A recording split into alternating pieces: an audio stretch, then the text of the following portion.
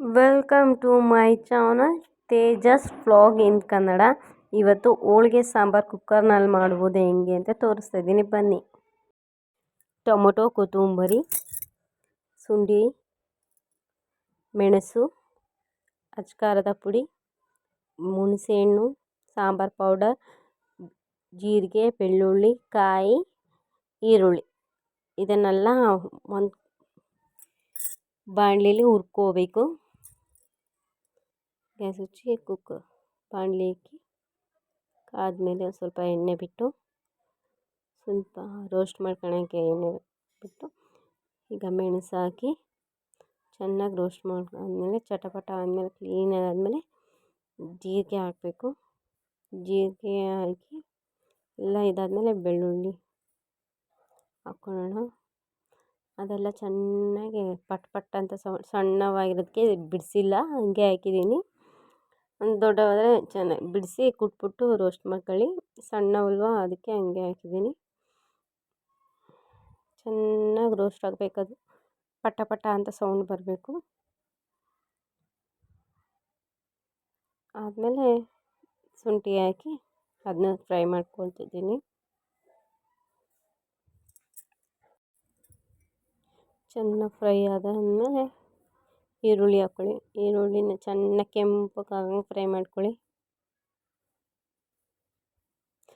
ಈರುಳ್ಳಿ ಸ್ಮೆಲ್ಲು ಚೆನ್ನಾಗಿ ಫ್ರೈ ಆದರೆ ಟೇಸ್ಟ್ ಚೆನ್ನಾಗಿ ಬರುತ್ತೆ.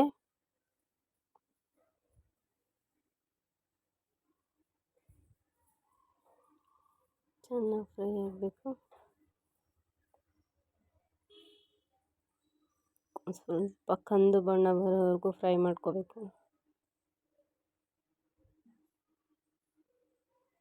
ನನ್ನ ಮಗನಿಗೆ ಸ್ವಲ್ಪ ನೀರಿಕ್ಬೇಕಿತ್ತು, ಅದಕ್ಕೆ ನೀರಿಕ್ತಾ ಇದ್ದೆ. ಈ ರೀತಿ ಕಂದು ಬಣ್ಣ ಬಂದ ಮೇಲೆ ಟೊಮೊಟೊ ಹಾಕ್ಕೊಳ್ಳಿ.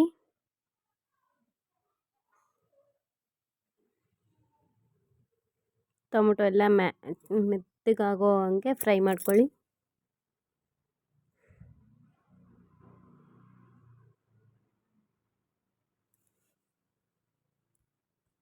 ಎಲ್ಲ ಈ ರೀತಿ ಮೆತ್ತಗಾದ್ಮೇಲೆ ಕಾಯಿ ಹಾಕ್ಕೊಂಡು ಮಿಕ್ಸ್ ಮಾಡ್ಕೊಳ್ಳಿ.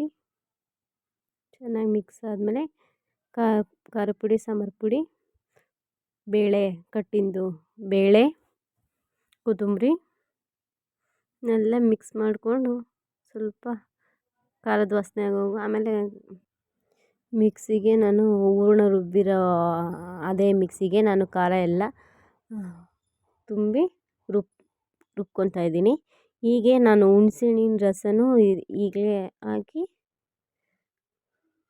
ರುಬ್ಕೊಳ್ತೀನಿ. ಅದಕ್ಕೆ ಎಷ್ಟು ಬೇಕಷ್ಟು ನೀರು ಹಾಕ್ಬಿಟ್ಟು ರುಬ್ಕೊಳ್ಳೋಣ, ಬನ್ನಿ.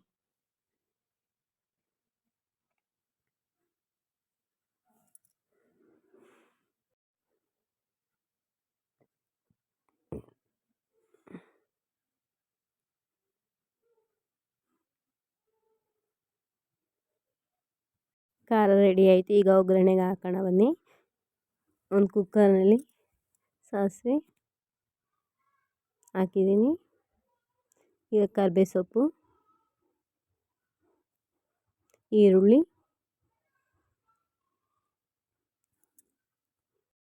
ಚೆನ್ನಾಗಿ ರೋಸ್ಟ್ ಆದಮೇಲೆ ಒಣಮೆಣಸಿನ್ಕಾಯನ್ನು ಹಾಕಿ ಚೆನ್ನಾಗಿ ರೋಸ್ಟ್ ಮಾಡ್ಕೊಳ್ಳೋಣ.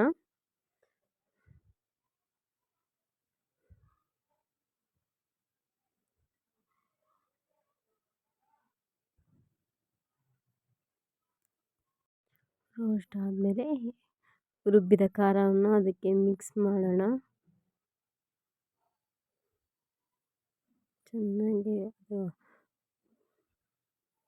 ಖಾರ ಎಲ್ಲ ಮಿಕ್ಸ್ ಮಾಡಿ ಸ್ವಲ್ಪ ಹಂಗೆ ಹೂರಾಡಿಬಿಟ್ಟು ಒಗ್ಗರಣೆಗೆಲ್ಲನೂ ಖಾರ ಮಿಕ್ಸ್ ಆದಮೇಲೆ ನಿಮಗೆ ಖಾರ ರುಬ್ಬಿಟ್ಟಿರೋ ಬೇಳೆ ಕಟ್ಟಿರುತ್ತಲ್ಲ, ಬೇಳೆ ಬೇಯಿಸಿದ್ದು ಆ ಕಟ್ಟನ್ನ ಎಲ್ಲ ಇದು ಮಾಡಿಬಿಟ್ಟು ಅದಕ್ಕೆ ಹಾಕಬೇಕು. ಈ ರೀತಿ ಸ್ವಲ್ಪ ಹೊತ್ತು ಹಂಗೆ ಕುದಿಯೋಕೆ ಬಿಡಬೇಕು. ಖಾರ ಕುದ್ರೆ ಒಂಥರ ಟೇಸ್ಟ್ ಚೆನ್ನಾಗಿರುತ್ತೆ.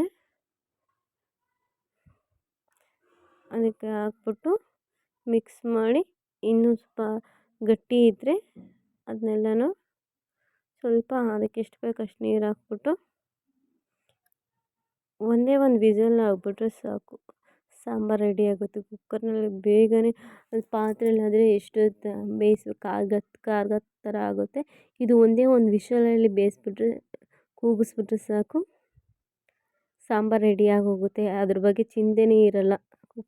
ಬೇಗ ಬೇಗ ಸಾಂಬಾರು ಮುಗಿಸ್ಬೋದು. ರುಚಿಗೆ ತಕ್ಕಷ್ಟು ಉಪ್ಪು ಹಾಕಿ ಲಿಡ್ ಕ್ಲೋಸ್ ಮಾಡಿದರೆ ಒಂದು ವಿಷಲ್ ಆದರೆ ಸಾಂಬಾರು ರೆಡಿ.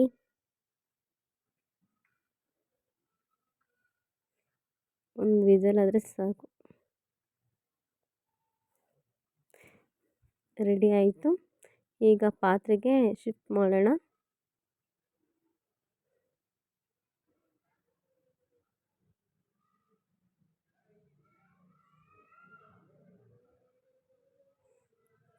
ಸಾಂಬಾರು ನೀವು ಮಾಡಿ ನೋಡಿ, ಟೇಸ್ಟಿಂಗ್ ಇದೆ ಅಂತ ಹೇಳಿ ಕಾಮೆಂಟ್ ಮಾಡಿ. ಸಾಂಬಾರು ರೆಡಿ ಆಯಿತು. ಇಷ್ಟವಾದಲ್ಲಿ ಲೈಕ್ ಆ್ಯಂಡ್ ಶೇರ್, ಸಬ್ಸ್ಕ್ರೈಬ್ ಮಾಡಿ ಪ್ಲೀಸ್, ಸಹಕರಿಸಿ.